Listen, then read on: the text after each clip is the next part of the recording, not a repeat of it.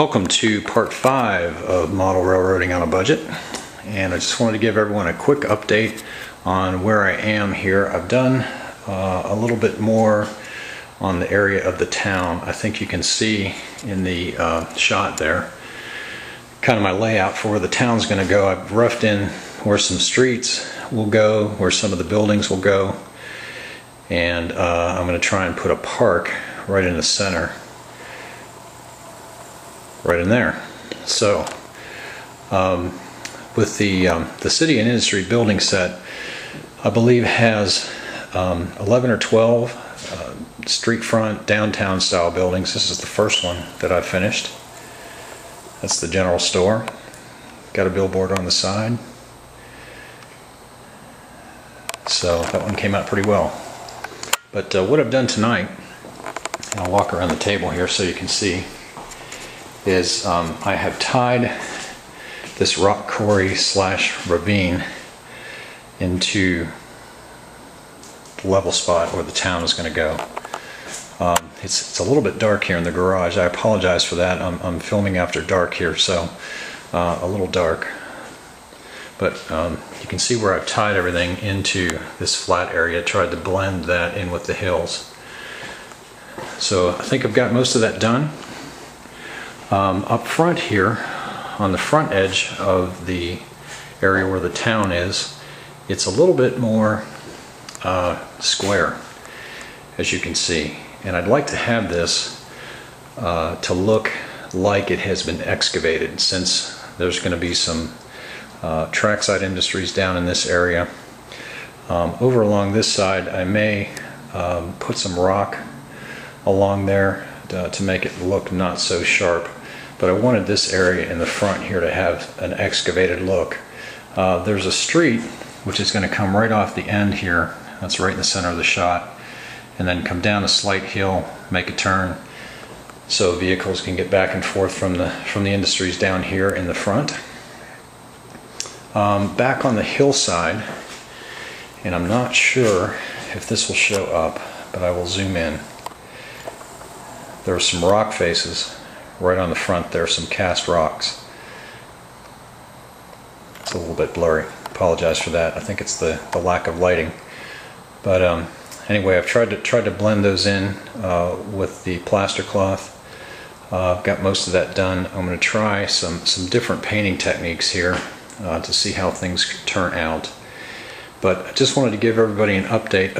One thing I will show you, if I can get it out from under here. I purchased some cloud stencils, and don't know if that's going to be visible. I'll try and come in here as close as I can get. New London Industries, Norris Drive in San Antonio, they have what they call cloud stencils, and basically what they are, I haven't actually taken them out of the package yet, so maybe you can see here through the cellophane. Kind of tough to pick up on the edges. But they are stencils, which are the edges of clouds. And simply with a can of spray paint, you can hold those up against a backdrop, spray them, turn them continuously, frequently, and get some pretty natural looking clouds. Saw these used, demonstrated in a video, so I thought I'd try them out. They were only $8, so pretty good price. My backdrop is sitting down here on the floor. It's an old piece of 1/4-inch plywood. I'm going to probably put it anywhere between a 2 and a 3 foot backdrop on the back side of the layout. I believe I've mentioned this before, so I apologize if I'm repeating myself. But that's where that's going to go, is back on the back side. Don't know if there's much more to tell. Just don't think that's supposed to sit there. It's I think I showed you this before. This is just kind of a kit bashed little model that I made here. I found some more pieces I decided to tack on right on the back here. I think you can see those two gray pieces. If I'd get it in the shot, you could see it. 2 gray pieces right there, one on the side. I thought those looked like really good vent louvers. So I decided to tack those on there. I don't want to get too much on there for fear of making it look junky, but I thought that was kind of neat. Looks like that thing might house some type of a generator or a motor of some type, and it would need air to pull in. So I added those vents. But anyway, I think that's about it for tonight. I'm going to do a little bit more touch up on the plaster cloth before it completely dries. See if I can't get the edges sealed down real well. And I will sign off for this evening.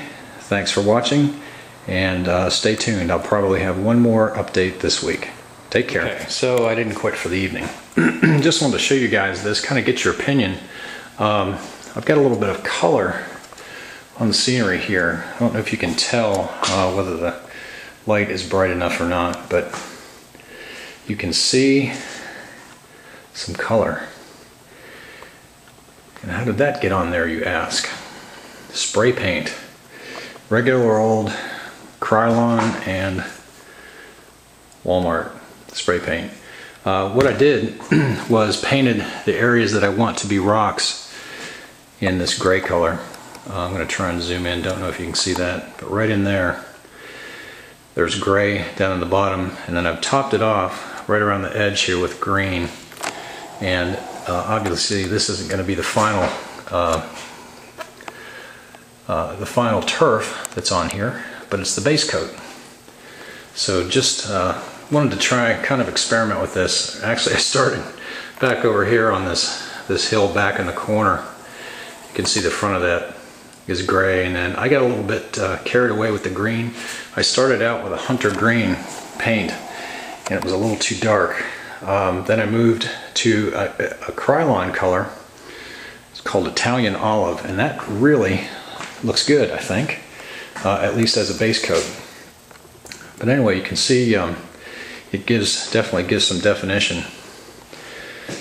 So I will probably not this week, but next week we'll come back and actually put some ground cover on this so it looks a little bit better. But anyway, I'm pleased with how it turned out. I've got some rock faces back over there. You can see that it's a little bit blurry, but the fronts of those are just dusted with gray. And then that Italian olive back in the front, that rock face there is gray as well. So I'm hoping that when I get this covered, it'll look pretty good. So, you know, the good thing about it, if it doesn't look good, I can paint it and start over. I can paint it all white and start over. So on the back, very back edge up there, that ridge is almost vertical. So don't think much would grow on that. I've actually got some paint that I'm going to try and use on there, brush it on. So anyway, that may be what I do tomorrow evening. So if I do that, I will certainly do an update and keep you posted. Thanks for watching. See you later.